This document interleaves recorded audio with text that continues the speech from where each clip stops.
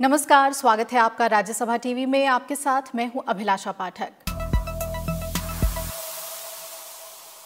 आज बुलेटिन में आपको बताएंगे, देश में पहली बार कोविड-19 महामारी के संक्रमण से स्वस्थ हुए लोगों की संख्या संक्रमित व्यक्तियों से ज्यादा हो गई है। साथ ही आपको बताएंगे, प्रधानमंत्री नरेंद्र मोदी ने बुधवार को अपने इजरायली समकक्ष बेंजामिन नेतन्याहू से बात की और राज्यसभा चुनाव के लिए कल नामांकन पत्रों की जांच का काम पूरा हो गया।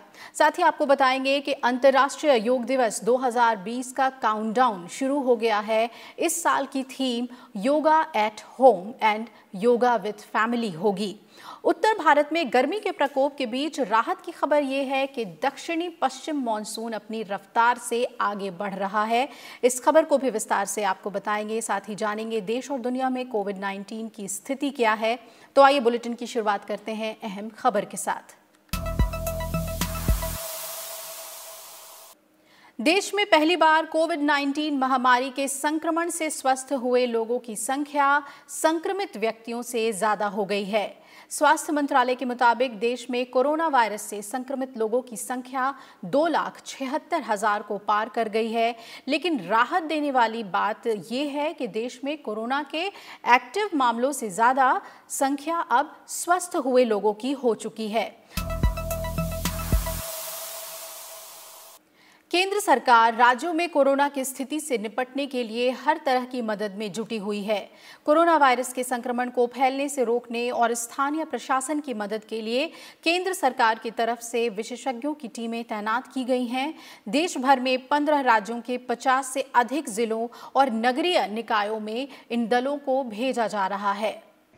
देश भर में कोरोना संक्रमण से सर्वाधिक ग्रस्त 15 राज्यों और केंद्र शासित प्रदेशों में जिन नगरीय निकाय शहरों में कोविड-19 के मामले तेजी से बढ़ रहे हैं, वहां केंद्रीय स्वास्थ्य और परिवार कल्याण मंत्रालय ने एक केंद्रीय टीम तैनात की है। इस टीम में 3 सदस्य हैं।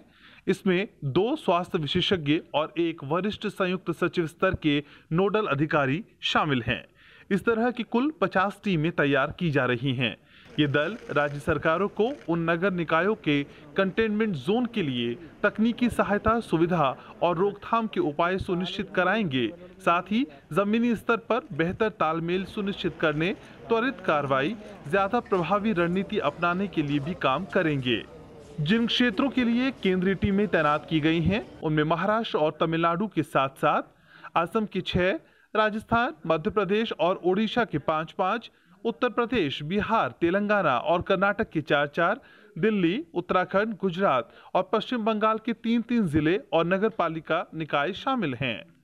केंद्रीय टीमों के साथ समन्वय के लिए कई जिलों और नगर पालिकाओं ने जिला स्तर पर भी टीमों का गठन किया है, जिसमें जिला स्तर के चिकित्सा और प्रशासनिक अधिकारी शामिल हैं, जो केंद्रीय दल के साथ नियमित आधार पर तालमेल करेंगे। इस तरह की लगातार बातचीत से जमीनी स्तर पर निगरानी, नियंत्रण, जांच और उपचार संबंधी कार्य और मजबूत होंगे। Bureau report, Rajya Sabha TV. केंद्रीय स्वास्थ्य मंत्रालय ने निर्देश दिया है कि सभी सेंट्रल गवर्नमेंट हेल्थ स्कीम से जुड़े अस्पताल, जिन्हें राज्य सरकारों ने कोरोना अस्पताल के रूप में अधिसूचित किया है, उन सभी को CGHS मानदंडों के अनुसार ही लाभार्थियों को उपचार की सुविधा देनी होगी। प्रधानमंत्री नरेंद्र मोदी ने बुधवार को अपने इजरायली समकक्ष बेंजामिन नेतन्याहू से बातचीत की। इस दौरान दोनों नेताओं ने अपने संबंधों को मजबूत करने और कोविड के खिलाफ मिलकर लड़ाई लड़ने पर चर्चा की। साथ ही उन संभावित क्षेत्रों पर भी मंथन किया जिनमें दोनों देश सहयोग बढ़ा सकते हैं।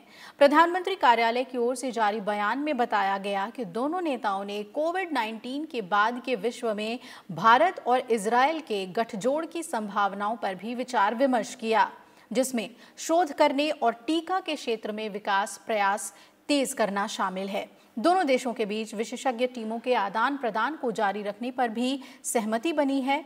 बयान में कहा गया है कि इस तरह की भागीदारी से मिले नतीजों को मानवता के लाभ के लिए उपलब्ध कराया जाना चाहिए। इसके अलावा कृषि, अनुसंधान, स्वास्थ्य तकनीक, रक्षा क्षेत्र और सूचना प्रौद्योगिकी में सहयोग बढ़ाने पर सहमति बनी है। प्रधानमंत्री मोदी ने नेतन्याहू को 5वीं बार प्रधानमंत्री का पदभार ग्रहण करने पर बधाई देते हुए हालात ठीक होने पर भारत दौरा करने का निमंत्रण भी दिया। उन्होंने उम्मीद जताई कि आने वाले दिनों में भारत और इजराइल के बीच भागीदारी और मजबूत होगी। इजरायली प्रधानमंत्री बेंजामिन नेतन्याहू के अलावा प्रधानमंत्री नरेंद्र मोदी ने कल कंबोडिया के अपने समकक्ष हुन सेन से भी बातचीत की। उन्होंने दक्षिण पूर्व एशियाई देश के साथ सभी क्षेत्रों में संबंधों को और मजबूत बनाने की भारत की प्रतिबद्धता जताई। फोन पर हुई बातचीत में प्रधानमंत्री नरेंद्र मोदी ने कोरोना से पैदा हुई स्थिति पर चर्चा की। दोनों नेता एक दूसरे के प्रवासियों की मदद करने और उन्हें स्वदेश भेजने की सुविधा के लिए किए जा रहे सहयोग को जारी रखने पर सहमत हुए हैं। प्रधानमंत्री नरेंद्र मोदी ने कहा कि भारत अपने विस्तारित पड़ोस में एक महत्वपूर्ण भागीदार कंबोडिया के साथ गहरे सांस्कृतिक और ऐतिहासिक संबंध को साझा करता है। दोनों नेताओं ने भारत कंबोडिया के विकास गठजोड़ से जुड़े आयामों की समीक्षा की, जिसमें तकनीकी और आर्थिक सहयोग कार्यक्रम के तहत क्षमता उन्नयन कार्यक्रम और मेकोंग गंगा सहयोग ढांचा के तहत परियोजनाएं शामिल हैं। प्रधानमंत्री मोदी ने भारत की एक्ट ईस्ट नीति में कंबोडिया के महत्व पर जोर दिया। दोनों नेताओं ने आपसी सहयोग को आगे बढ़ाने पर भी सहमति जताई। राजधानी दिल्ली में कोरोना संकट के बीच मुख्यमंत्री अरविंद केजरीवाल ने बुधवार को केंद्रीय गृह मंत्री अमित शाह से मुलाकात की। मुलाकात के बाद केजरीवाल ने ट्वीट कर कहा कि केंद्रीय गृह मंत्री से कोरोना वायरस के बढ़ते संक्रमण को लेकर विस्तार से चर्चा हुई। गृह मंत्री अमित शाह ने हर संभव सहयोग देने का आश्वासन दिया है। दिल्ली के उपराज्यपाल अनिल बैजल ने मुख्य सचिव को निर्देश दिए हैं कि कोविड के इलाज के दौरान दिल्ली के सभी प्रमुख अस्पताल, नर्सिंग होम अस्पतालों में बेड की उपलब्धता की सूची लगाई जाए। उन्होंने कहा है कि सभी अस्पताल अपने प्रवेश द्वार पर LED बोर्ड के माध्यम से अपने यहां बेड की उपलब्धता बताएं। साथ ही उन्होंने ये भी कहा है कि अस्पताल वार्ड और बेड का लिया जाने वाला शुल्क भी साथ में बताएं। दिल्ली के अस्पतालों में पारदर्शिता लाने और मरीजों की सुविधा के लिए उपराज्यपाल ने यह फैसला किया है। महाराष्ट्र में कोरोना संक्रमण बेकाबू हो रहा है। तमाम कोशिशों के बावजूद मामले बढ़ते ही जा रहे हैं। इसी के मद्देनजर मुख्यमंत्री उद्धव ठाकरे ने चेतावनी दी है कि अगर नियमों का पालन नहीं किया जाएगा तो फिर से लॉकडाउन लागू किया जा सकता है। फिलहाल अनलॉक 1 के नए नियमों के तहत काफी हद तक छूट दी गई है और महाराष्ट्र को फिर से खोलने का काम शुरू हो गया है।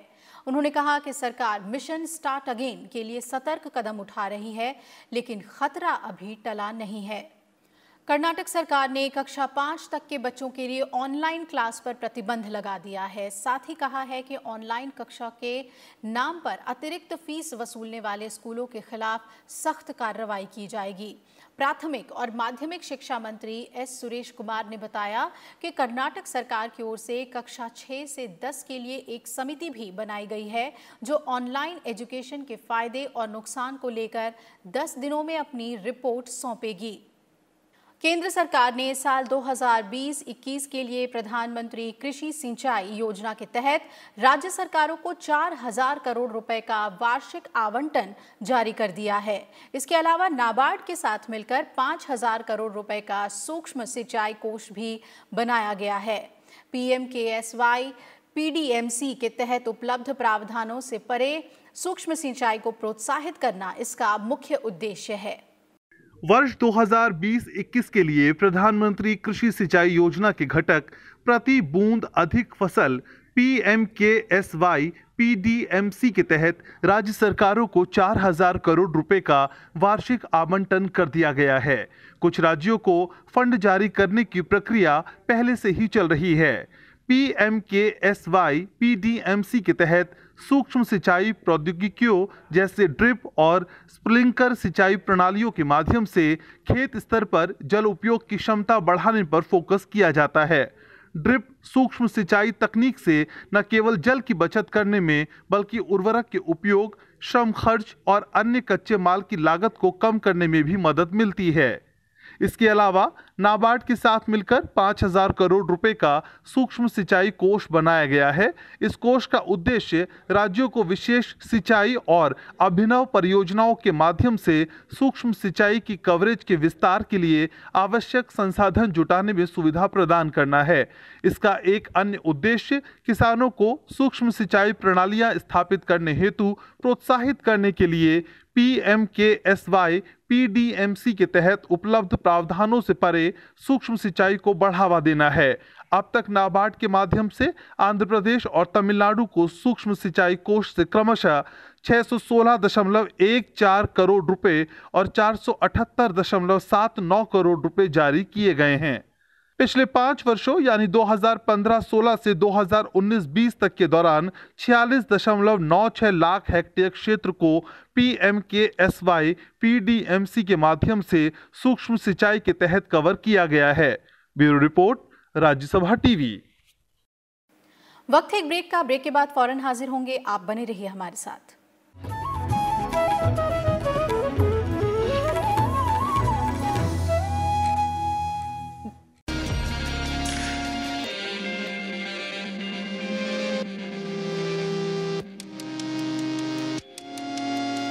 कोरोना वायरस से बचाव को लेकर सबसे पहले हमें यह सोचना चाहिए कि इस वायरस को फैलने से कैसे रोका जाए और किस प्रकार स्थिति को नियंत्रण में रखा जाए। कोरोना वायरस के खिलाफ भले ही दवा नहीं है, लेकिन समय रहते ही इसके लक्षणों का पता चल जाए तो इलाज संभव है। क्या है लक्षण? तेज धड़कन, सिर दर्द, सांस लेने में तकलीफ होना, छींक आना, खांसी आना, बुखार, गंभीर मामलों निमोनिया व सांस लेने में बहुत ज्यादा मुश्किल होना। कोरोना वायरस से डरने की जरूरत नहीं है। इस वायरस को लेकर किसी प्रकार का भ्रम न फैलाएं। हालांकि सावधानी जरूर बरतें, क्योंकि यह वायरस एक से दूसरे में बीमारी फैलाती है। इसलिए अलर्ट रहें और बचाव पर ज्यादा ध्यान दें।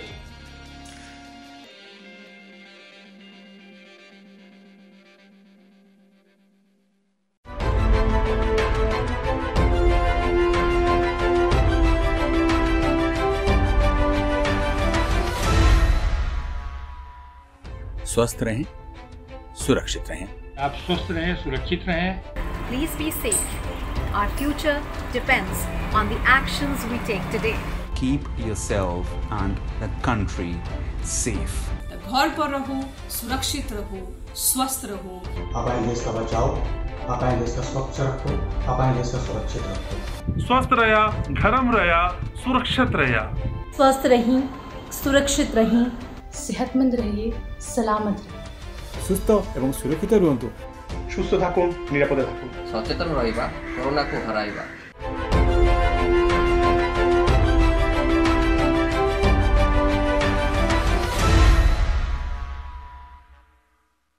देखिए, कोरोना हम पर 2 तरह के हमले करता है।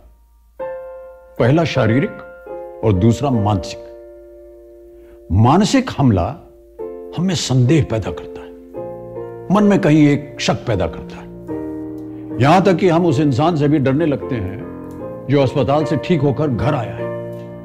वो इंसान जिसे डॉक्टरों ने ताली बजा करके घर भेजा है। देखा होगा आपने टीवी पर कि अस्पताल से ठीक होकर वापस आने पर घर और समाज के लोग उन पर फूलों की वर्षा करते हैं। शारीरिक लड़ाई के लिए तो दुनिया भर के जानकार कोशिश कर रहे हैं, पर मानसिक लड़ाई हमें ही जीतनी पड़ेगी। यदि हम हार गए तो कोरोना जीत जाएगा, और ये हम कभी होने नहीं देंगे। अपनों को अपनाएंगे, सही सलामत कर लाएंगे। हम सभी कोरोना वायरस की वजह से बहुत चिंतित हैं। कोरोना वायरस को फैलने से रोकने के लिए एक छोटी चीज हम कर सकते हैं। हमारे हाथ धोने बहुत जरूरी है। सिर्फ पानी से ही हाथ धोने हैं, साबुन जरूर इस्तेमाल करना है। और जब आप हाथ मल रहे हो साबुन से, यह आपकी सुरक्षा के लिए है। 20 सेकंड जरूर मलिएगा।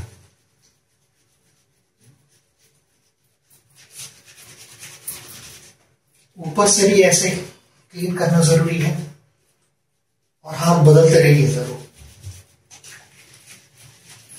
मुझे लगता है 20 सेकंड खत्म हुए होंगे।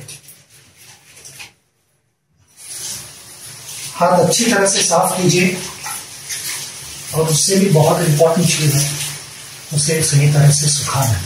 भूलिएगा।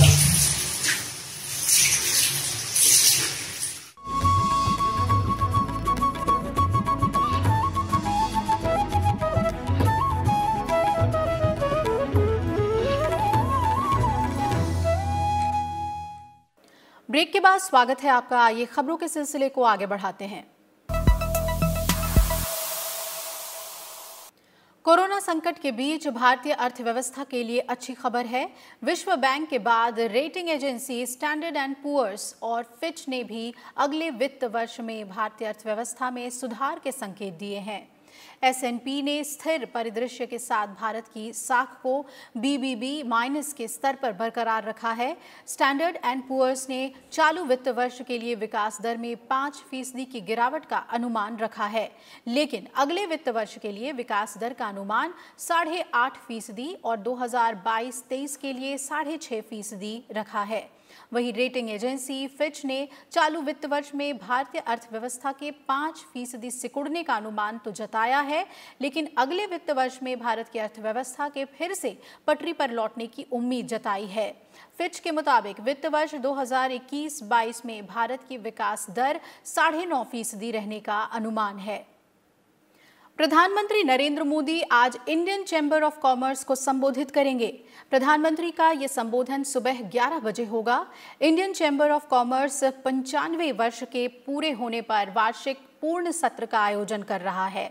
पिछले कुछ वर्षों में Indian chamber of commerce Bharat के अग्रणी राष्ट्रीय उद्योग निकायों में से एक के रूप में उभरा है। इससे पहले इस महीने की शुरुआत में प्रधानमंत्री नरेंद्र मोदी ने भारतीय उद्योग परिसंघ के सालाना कार्यक्रम को संबोधित किया था। केंद्रीय रसायन और उर्वरक मंत्री DV सदानंद गौड़ा ने बुधवार को कहा कि औषधि विभाग ने हाइड्रोक्सीक्लोरोक्वीन के निर्यात पर पाबंदी हटाने को मंजूरी दे दी है। भारत ने कुछ अपवाद के साथ 25 मार्च को हाइड्रोक्सीक्लोरोक्वीन के निर्यात पर पाबंदी लगाई। सदानंद गौड़ा ने ट्वीट किया कि सेज या निर्यात उन्मुख इकाइयों को छोड़कर वे निर्माताओं को उत्पादन का 20% घरेलू बाजार में आपूर्ति करना होगा। इस बीच विदेश व्यापार महानिदेशालय यानी DGFT ने अधिसूचना जारी कर कहा है कि कुछ विशिष्ट नैदानिक किट और उपकरणों को छोड़कर अन्य सभी नैदानिक किट, उपकरणों और दूसरे सामान का निर्यात किया जा सकेगा। इसके लिए निर्यातक को निर्यात करते समय सिर्फ एक गारंटी पत्र देना होगा।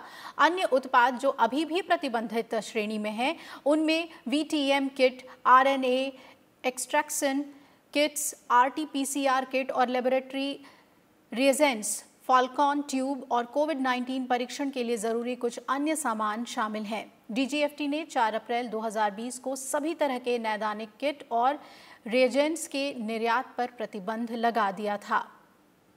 वंदे भारत मिशन के तीसरे चरण के तहत खाड़ी देशों से उड़ानों से संख्या बढ़ाकर 165 कर दी गई है। नागर विमानन मंत्री हरदीप सिंह पुरी ने ट्वीट किया कि खाड़ी देशों से पहले 107 उड़ानों के संचालन की योजना थी, जिसे बढ़ाकर 165 कर दिया गया है। उन्होंने कहा कि 7 मई को शुरू हुए मिशन के तहत संचालित उड़ानों से 70,000 से ज्यादा भारतीय स्वदेश लौटे हैं और करीब 17,000 लोग देश से बाहर गए हैं। इससे पहले एयर इंडिया ने वंदे भारत अभियान के तीसरे चरण के तहत यूरोपीय देशों में फंसे भारतीय नागरिकों को स्वदेश लाने की उड़ानों के लिए कल से टिकटों की बिक्री शुरू कर दी है। राज्यसभा चुनाव के लिए कल नामांकन पत्रों की जांच का काम पूरा हो गया।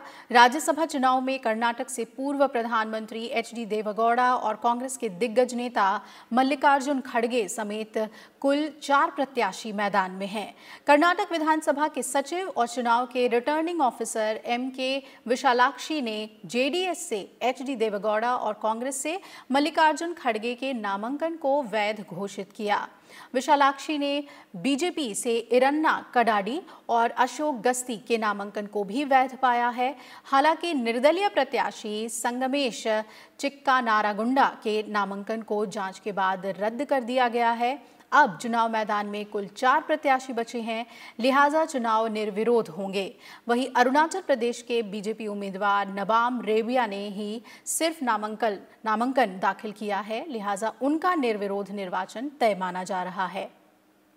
प्रधानमंत्री नरेंद्र मोदी ने वीडियो कॉन्फ्रेंसिंग के जरिए कल उत्तराखंड राज्य सरकार के साथ केदारनाथ मठ विकास और पुनर्निर्माण परियोजना की समीक्षा की।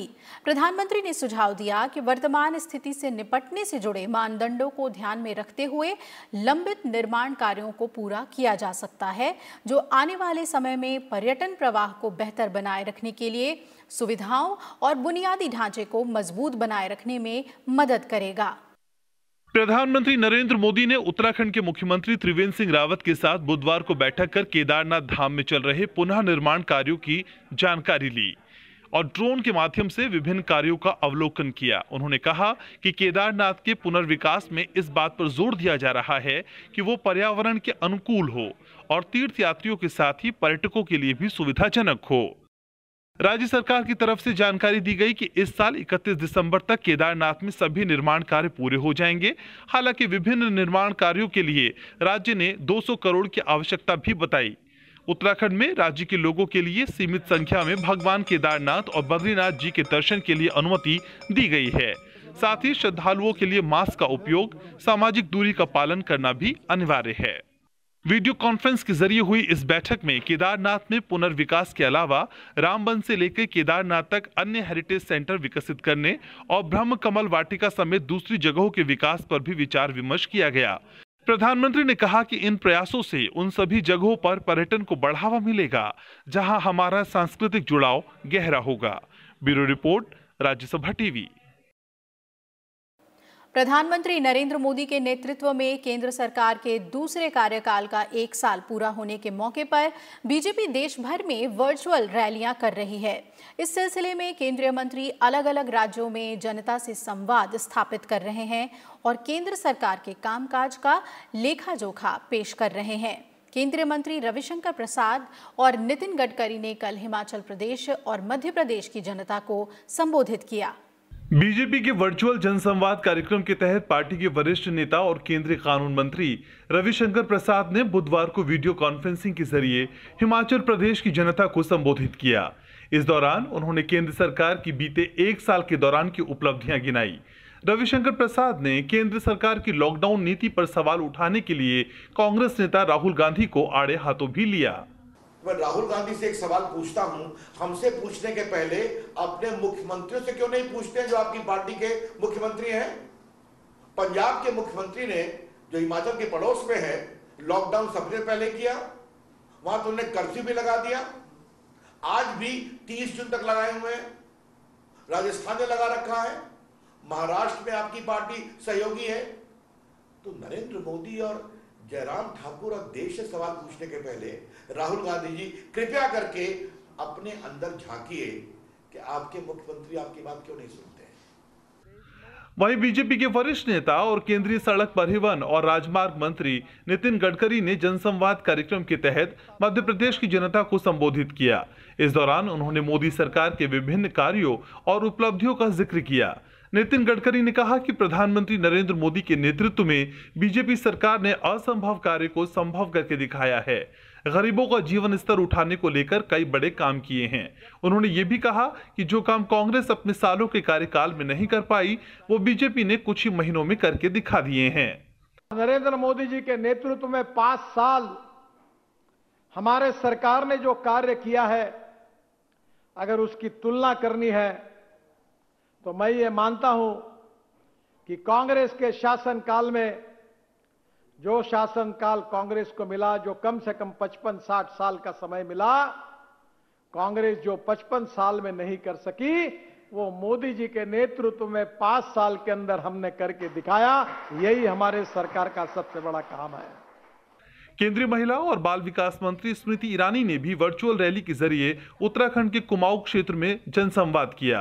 मोदी सरकार के दूसरे कार्यकाल का 1 साल पूरा होने के मौके पर बीजेपी ने जनसंवाद कार्यक्रम की शुरुआत की है। इसके तहत बीजेपी के कई वरिष्ठ नेता और केंद्रीय मंत्री देश भर में 75 वर्चुअल रैलियों के माध्यम से जनता से संवाद करेंगे। Bureau report, Rajya Sabha TV. Assam के तिनसुकिया में ऑयल इंडिया के बागजान कुएं में लगी भीषण आग पर काबू पाने की कोशिशें जारी हैं। हालांकि आसपास के इलाकों में फैली आग पर तो काबू पा लिया गया है, लेकिन अधिकारियों के मुताबिक कुएं में लगी आग को बुझाने में वक्त लग सकता है। हादसे में 2 दमकल कर्मियों की मौत भी हुई है। सरकार ने राहत और बचाव कार्य युद्ध स्तर पर जारी रखा हुआ है। लगभग 7,000 लोगों को सुरक्षित स्थानों पर पहुंचाया गया है। इस बीच प्रधानमंत्री नरेंद्र मोदी ने आग की दुर्घटना से निपटने के लिए मुख्यमंत्री सर्बानंद सोनोवाल को हर संभव सहायता का आश्वासन दिया है। पंजाब नेशनल बैंक में हजारों करोड़ रुपए का घोटाला करके देश से भागे नीरव मोदी और मेहुल चोकसी के खिलाफ प्रवर्तन निदेशालय ने बड़ी कार्रवाई की है। ईडी नीरव मोदी और मेहुल चोकसी के 1350 करोड़ रुपए के तराशे हुए हीरे, मोती, गहने हांगकांग की फर्मों से वापस लेकर आई है और इन्हें हांगकांग के एक गोदाम में छिपाकर रखा गया था। ईडी कल जब्त किया हुआ सारा सामान मुंबई लेकर आई और इसका कुल वजन 2340 किलो है। अंतर्राष्ट्रीय योगा दिवस 2020 का काउंटडाउन शुरू हो गया है। 21 जून को मनाए जाने वाले योग दिवस का कल पूर्वालोकन कार्यक्रम किया गया। आयुष मंत्रालय ने मोरारजी देसाई राष्ट्रीय योग संस्थान के साथ मिलकर ये कार्यक्रम आयोजित किया। कार्यक्रम को आयुष मंत्री श्रीपद नाइक, केंद्रीय मंत्री डॉक्टर जितेंद्र सिंह और भारतीय सांस्कृतिक संबंध परिषद के अध्यक्ष डॉक्टर विनय सहस्रबुद्धे ने संबोधित किया। कोविड-19 की वजह से इस बार अंतर्राष्ट्रीय योग दिवस डिजिटल प्लेटफॉर्म पर आयोजित किया जाएगा। मंत्रालय ने लोगों को अपने घरों में योग का अभ्यास करने के लिए प्रोत्साहित किया है। आयुष मंत्रालय प्रसार भारती के सहयोग से रोजाना कॉमन योगा प्रोटोकॉल कार्यक्रम का आज से दैनिक प्रसारण करेगा। ये कार्यक्रम सुबह 8 बजे से 8:30 बजे तक प्रसारित किया जाएगा और ये मंत्रालय के सोशल मीडिया मंचों पर भी उपलब्ध रहेगा। इसमें योग संबंधी सभी प्रोटोकॉल को प्रदर्शित किया गया है और इसका उद्देश्य लोगों को योग के बारे में जानकारी उपलब्ध कराना है। योग के प्रति उत्साह को देखते हुए प्रधानमंत्री नरेंद्र मोदी ने आम लोगों के लिए एक अंतर्राष्ट्रीय वीडियो ब्लॉगिंग प्रतियोगिता माई लाइफ माई योगा की भी घोषणा की है। इस साल की theme yoga at home and yoga with family होगी। इस बार जो कार्यक्रम होगा वो घर में ही, अपने अपने घर में ही होगा और इसी से हम इस साल का इंटरनेशनल डे ऑफ योगा मनाएंगे। कई कार्यक्रम इसके ऊपर हमने रखे हुए हैं कि एक जो वीडियो वाली स्पर्धा हमने रखी हुई है। ये स्पर्धा जो योग करते हुए जो छोटा सा वीडियो रिकॉर्डिंग करके ये ब्लॉग वहाँ भेज देगा और योग के बारे में क्या एग्जैक्टली उसका फायदा हुआ है, क्या फायदे हैं, इसमें जो बताएगा उसको हमने एक लाख का प्राइज रखा हुआ है, 1 लाख रुपीस का प्राइज रखा हुआ है। आज केवल भारत में ही नहीं बल्कि दुनिया भर में घर घर में योग पहुंच चुका है। इसका योग अभ्यास हर अवस्था के लोग हर घर में कर रहे हैं और जैसा आपने आरंभिक अपने रिमार्क्स में उल्लेख किया कि कोरोना के चलते जो पिछले 5-6 वर्ष में योग को लेकर के देश भर में और विदेश में भी जिस प्रकार की रुचि जागृत हुई थी और जिस तरह से लोगों को उसकी समझ आई थी वो कोरोना के चलते भी काम आई। 2015 से ये प्रारंभ हुआ और विश्व के कोने कोने में 2 साल पहले मैं स्वयं भारतीय सांस्कृतिक संबंध परिषद के अध्यक्ष के नाते न्यूयॉर्क में, जहां पर संयुक्त राष्ट्र संघ का मुख्यालय है, वहां पर गया था और वहां पर लगभग हजारों साथियों के साथ हमने योग किया जिसमें हर किसी देश के नागरिक थे और बड़े उत्साह से आए थे अपना अपना मैट वगैरह लेकर और अपनी पद्धति से बहुत अच्छे उत्साह और उमंग के वातावरण में हुआ। तो ये देश के कोने कोने तक पहुंचा तो है ही निश्चित रूप में। योग के इंस्टेंट बेनिफिट भी है, योग से सेल्फ हीलिंग होता है, योग से सेल्फ रियलाइजेशन, कलेक्टिव रियलाइजेशन होता है, योग से कंप्लीट डिवाइन एक्सप्रेशन होता है, बॉडी का, माइंड का, सोल का। Our physical self, our intellect, our emotional balance, everything should be at its best. Our innate wisdom must function now because now there is a crisis outside. You cannot afford to create a crisis within you. Gujarat के गिर one इलाके में एशियाई शेर की आबादी बढ़ गई है। इसकी जानकारी खुद प्रधानमंत्री नरेंद्र मोदी ने एक ट्वीट में दी।